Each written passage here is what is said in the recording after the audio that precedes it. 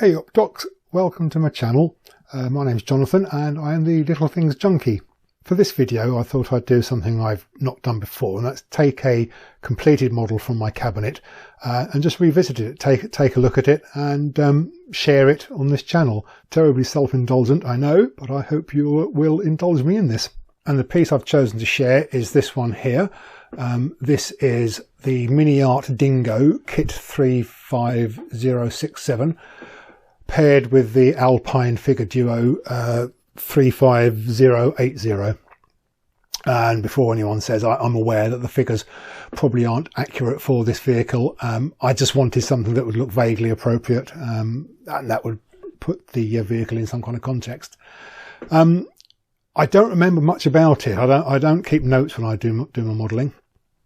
I only have the vaguest recollection. That was only 5 years ago, but I only have the vaguest recollection of making this thing. Other than it was really good fun. So anyway, let me show you what I've done, and I'll have a few more words to say as we watch it go around. I didn't want a desert base that had anything in it, so no signpost, no barrels, no jerry cans or anything like that. I just wanted to sort of depict the vehicle and the crew sitting on a open, barren desert. Hence, that's why there's nothing on the base except for desert. I remember the build being incredibly pleasurable. The kit is typical of Miniart. There are many small, fine pieces, and it's quite complex construction here and there. But other than the suspension units being a little fragile, a little difficult to put together, it went together beautifully. There's a great deal of detail in it, and with the vehicle being so small, I found that my stamina and patience wasn't tested as much as it could have been. I don't recall the precise paints I used for it, but I underpainted it in a bronze green and then overpainted with the sand. I think the sand colour may be an AK paint, can't quite remember. I recall the decals being very compliant. They're nice and thin, went down easily, and it was very easy to weather over them to sort of make them blend into the paint and dirt a little better. And in places, I'm very pleased with the way the wear went. I think in some places it's slightly overdone. The chipping is a little bit too coarse and large, but in some places it's worked out exactly as I envisioned it. So on the top of the engine deck, the skid plates, whatever they are, the front and rear, the sort of panels between the front and rear wheels have come out very nicely. And I recall having a lot of fun giving this vehicle a sort of a dusty finish to it.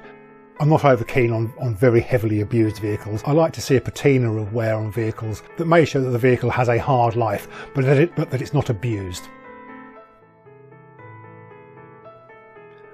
The quality of Alpine figures is well known, beautifully sculpted, beautifully cast. Looking at this model now, I kind of remember that the figures played second fiddle to building the Dingo.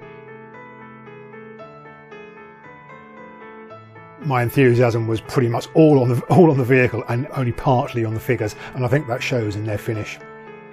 The faces certainly could be a whole lot better, and I think the sitting figure may well be over contrasted, or the standing figure may be under contrasted, or a bit of both. But they do their job. They put the vehicle in context. It shows just how small the vehicle is, and I think it's always nice to have human presence in our modelling.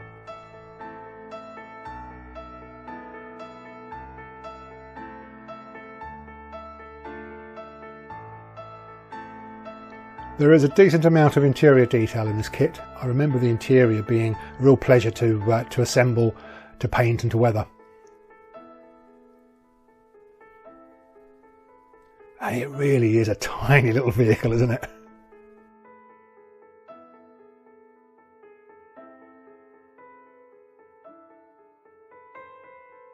And one final look at her in the open desert going round and round.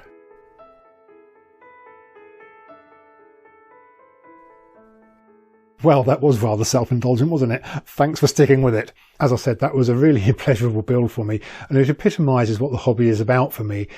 It's not necessarily about accuracy and perfect authenticity. It is for me about, first and foremost, enjoying the creative process, and secondly, at the end of the day, maybe having a piece that is sort of broadly reflective of a historic subject. And this little dingo performs that for me.